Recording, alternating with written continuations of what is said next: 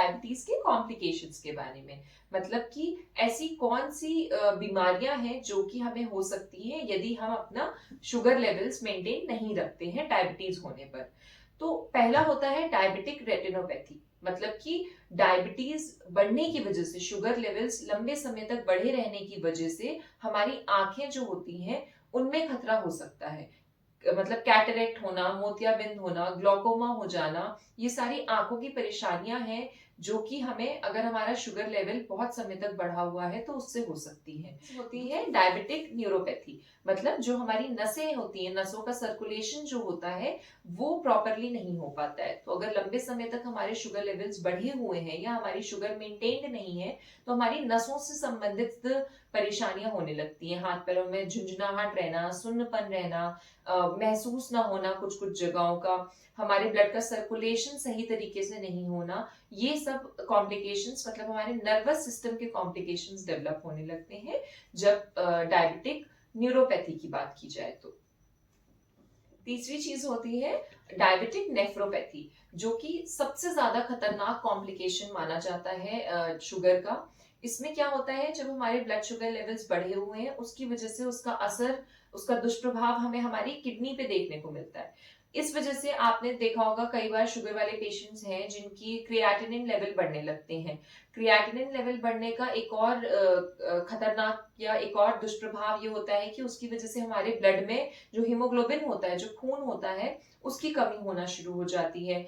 हमारे ब्लड में यूरिया और नाइट्रोजन जो होते हैं उनका कंसंट्रेशन बढ़ने लगता है। तो ये सारी, यूरिक एसिड, कई पेशेंट्स में यूरिक एसिड भी बढ़ने लगता है। तो क्योंकि किडनी सही तरीके से काम नहीं कर पा रही है, और वो सही तरीके से क्यों नहीं काम कर पा रही है, क्योंकि हमारे शुगर लेवल्स मेंटेन। अगला कॉम्प्लिकेशन जो होता है शुगर का वो ये भी होता है कि हमें एक उम्र के बाद, जब समझिए 60 साल से ऊपर उम्र हो गई है, तो पेशेंट्स में डिमेंशिया या फिर मेमोरी लॉस, ये परेशानियां भी देखने को मिल सकती हैं। ये भी एक शुगर का कॉम्प्लिकेशन है। और इसका ये क्यों होता है वो मैं आपको समझाती हूँ। क्या होता है ना, हमारे शरीर में हर सेल को ग्लूकोज की जरूरत है। ऐसे ही ब्रेन के जो सेल्स हैं, हमारे दिमाग के जो सेल्स होते हैं, उनको सबसे ज्यादा ग्लूकोज की जरूरत होती है। मतलब उन सेल्स को, हमारे दिमाग के सेल्स को एनर्जी ग्लूकोज से ही मिलती है। तो क्योंकि सेल्स ग्लूकोज एब्जॉर्ब कर नहीं पा रहे हैं, तो जो हमारे दिमाग के सेल्स हैं वो धीरे धीरे करके काम करना कम कर देते हैं, जिस वजह से ये बीमारियां देखने को मिलती हैं। मतलब हमारी याददाश्त कमजोर होती जा रही है, डिमेंशिया एक बीमारी होती है, वो महसूस होने लगती है पेशेंट्स को। तो ये है शुगर के दिमागी कॉम्प्लिकेशंस। अगला कॉम्प्लिकेशन हमारा हार्ट से रिलेटेड होता है।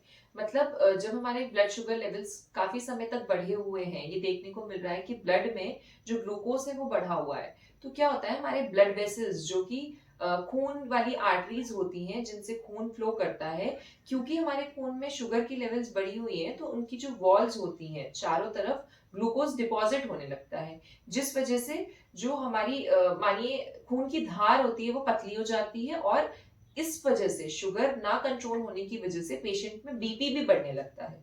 अब जब ब्लड प्रेशर बढ़ रहा है तो स्वाभाविक सी बात है, हमारा जो हार्ट है, हमारा जो हृदय है, उसमें भी दुष्प्रभाव देखने को मिलते हैं।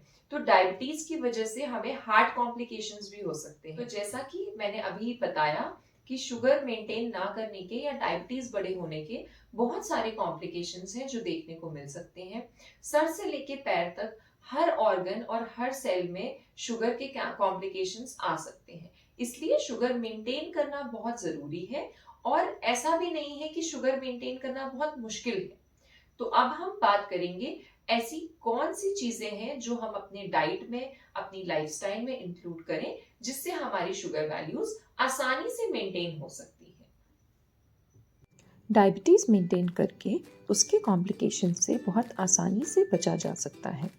आने वाली वीडियो अवश्य देखें ये जानने के लिए कि शुगर मेंटेन करने के लिए क्या ज़रूरी है और क्या नहीं।